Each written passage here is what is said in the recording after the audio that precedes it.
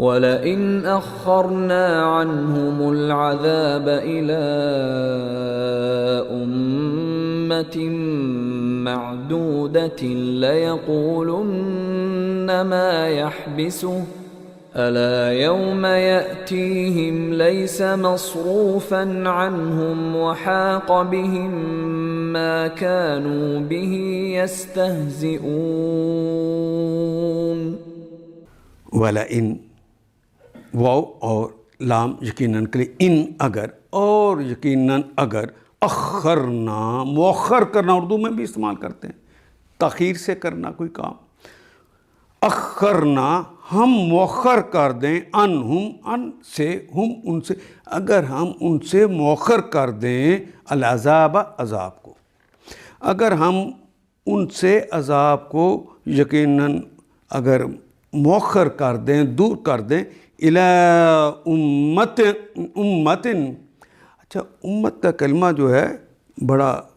وسیع معنوں میں استعمال ہونے والا کلمہ ہے۔ امہ کا مطلب ہوتا ہے ضابطہ حیات، اصل میں اس کے معنی ضابطہ حیات ہوتے ہیں اور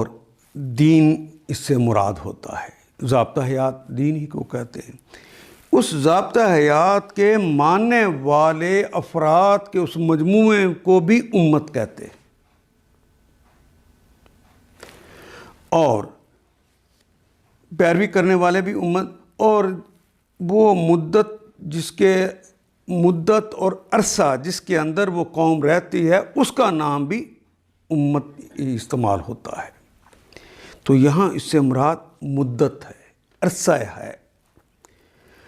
محدودات جتنی بھی لمبی ہوگی بہرحال محدود ہوگی، محدودات گنی چنی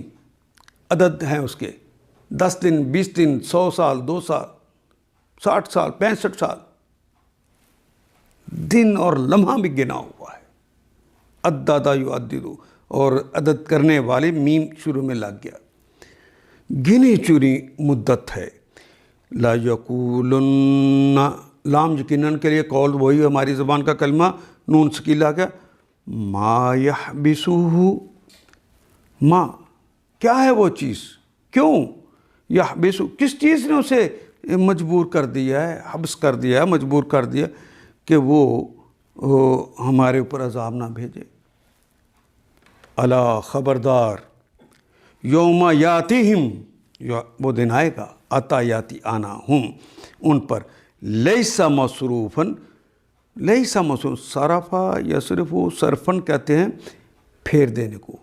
نہیں پھرنے والا کوئی انہم ان سے پھر وہ دن پھرنے والا نہیں ہے، وہ آئے گا دن ان پر یقیناً آئے گا، پھر ان سے پھرنے والا نہیں ہے۔ وہ ہا کا بہم، ہا کا یوہی کو کہتے ہیں گھیرے میں لے لینا، ہا کا یوہی کو، ہا یا کاف سے ضربا یضربو اس کا باب ہے، ہا بہم ان کے ساتھ، بہم ان کے اوپر اس نے گھیرا ڈال رکھا ہوگا، ما کانو وہ کس نے ڈالا ہوگا، وہی جو وہ انکار کرتے تھے کہ عذاب کون سا عذاب لے آؤ، کیوں روکا ہے،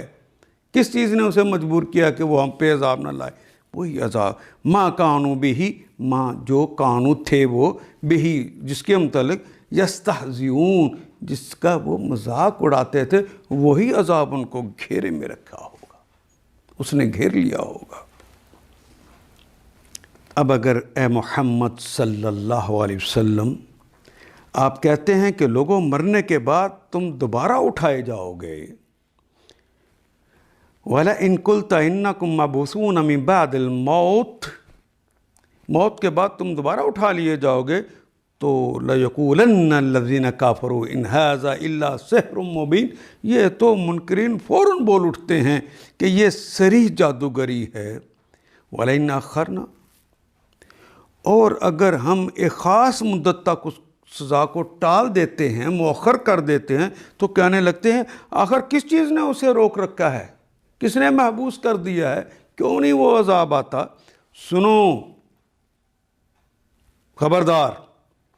جس روز اس سزا کا وقت آ گیا تو وہ کسی کے پھیرے سے پھر نہ سکے گا،